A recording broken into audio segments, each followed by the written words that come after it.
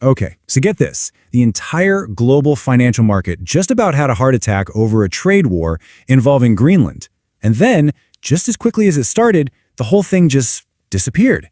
This isn't just some weird diplomatic footnote. It's a story about a brand new, high-stakes financial game that has literally changed all the rules for investors. So you have to ask yourself, what exactly just happened? Was this some kind of geopolitical 4D chess, or was it just a massive high-stakes scam playing out on the world stage? Well, the answer really depends on whether you're making or losing money on what is, without a doubt, the most controversial bet on Wall Street right now. And yeah, that bet, it's got a name. They're calling it the taco trade. That's TACO for Trump always chickens out. The whole strategy is built on this one incredibly simple, but also incredibly risky idea. You bet that any huge market-crashing threat from the administration is going to get walked back at the very last second. It's basically the ultimate buy-the-dip strategy for our modern time.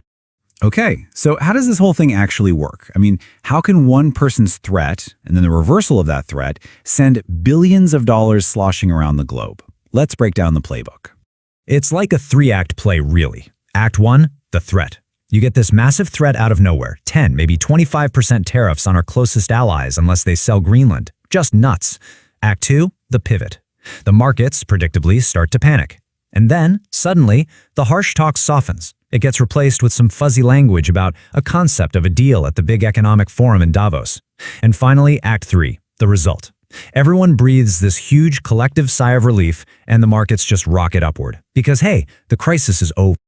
And the effect? I mean, it is dramatic. Just look at this. The threat hits, and the S&P 500 dives 2.1%. But the second that pivot happens in Davos, boom! Markets like Japan's Nikkei, that were bracing for the worst, just soared almost 2% on the news. But here's the really fascinating part. That number, 2.1%, that's not random. For traders playing this taco game, that's become a kind of magic number. See, the strategy only works if the initial shock is painful enough to force a reversal, and it seems like 2.1% is the pain threshold. Any less than that, and maybe the threat sticks. Any more, and you risk a real uncontrolled spiral. So the market's popping champagne corks, right? But what is this concept of a deal that calmed everybody down? This is where we have to peel back a layer because it gets way more complicated. It's all built on this really controversial idea called the Cyprus Model. So this Cyprus Model, what is that? Well, it goes back to the British military bases in Cyprus. They're basically little islands of British territory inside another country. And the proposal for Greenland is pretty much the same. The US would get total sovereign control over a few small but very strategic pieces of land for military bases. Denmark would, officially keep control over everything else. It's sold as a compromise, but let's be real, you're redrawing sovereign borders.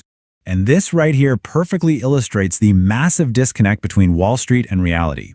Traders see crisis averted, done deal. But on the ground, sources are actually calling this a hybrid warfare tactic, a way to force the issue without actually starting a fight.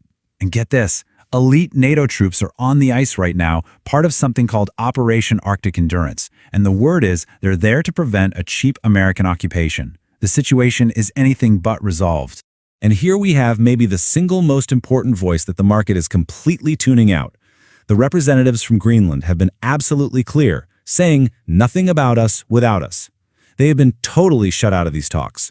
And you have to think, if the people who actually live there formally reject this deal, that entire market rally could just, poof, vanish in a heart. So why all this drama? Why risk a global trade war over a giant sheet of ice? Well, it's not really about territory. It's about two things, a futuristic defense shield and an unbelievable treasure trove of minerals. This is the real prize we're talking about. The main strategic play is something called the Golden Dome. Sounds like something out of a sci-fi movie, right? Well, it's a proposed missile defense shield designed to take out those super-fast hypersonic missiles right as they're launching, during their boost phase, when they're most vulnerable. And as it turns out, Greenland's location is supposedly the only viable spot on Earth to build it. All right, let's talk money. The official price tag the administration has floated for this Golden Dome is $175 billion. That's a massive number for sure, and it seems like the markets just sort of accepted it at face value. But hold on a second. Independent defense analysts ran their own numbers, and their 20-year estimate for the full cost of this project? A mind-blowing $3.6 trillion. This isn't just a budget overrun we're talking about, this is a fiscal black hole hiding in plain sight. And if the insane price tag wasn't enough, here's the real kicker. There's a fundamental problem. Some experts are warning that the core technology you'd need to make the Golden Dome work, the sensors, the interceptors that have to react in seconds, might actually, and I quote, defy the laws of physics as we understand them today. Yeah, physics. So while the world is debating physics, the smart money is already moving in on Greenland's other big prize. Its enormous deposits of rare earth elements. We're talking about the stuff you need for everything from smartphones to stealth fighters. We're already seeing huge corporate deals and nasty legal battles over mining rights. And the takeaway here, the funds that track these critical minerals, they surge during this crisis. For some people, this geopolitical chaos is the new safe haven. So this brings us to the most important point. While the market is celebrating a short-term victory, it's sitting on what is basically a ticking fiscal time bomb. There are these deep, fundamental instabilities in this deal that are just being completely ignored. Let's just lay it all out.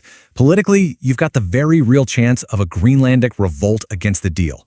Scientifically, the main defense project, the whole reason for doing this, might actually be impossible. Fiscally, there's a potential $3.6 trillion liability that no one's talking about. And for the market itself, what happens the next time a threat like this is made and it doesn't get reversed? The entire TACO trade strategy just collapses. Which leaves us with the ultimate multi-trillion-dollar question.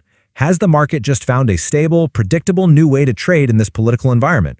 Or are we all just ignoring a mountain of political, scientific, and fiscal risk and leaving ourselves just one non-reversal away from a systemic collapse?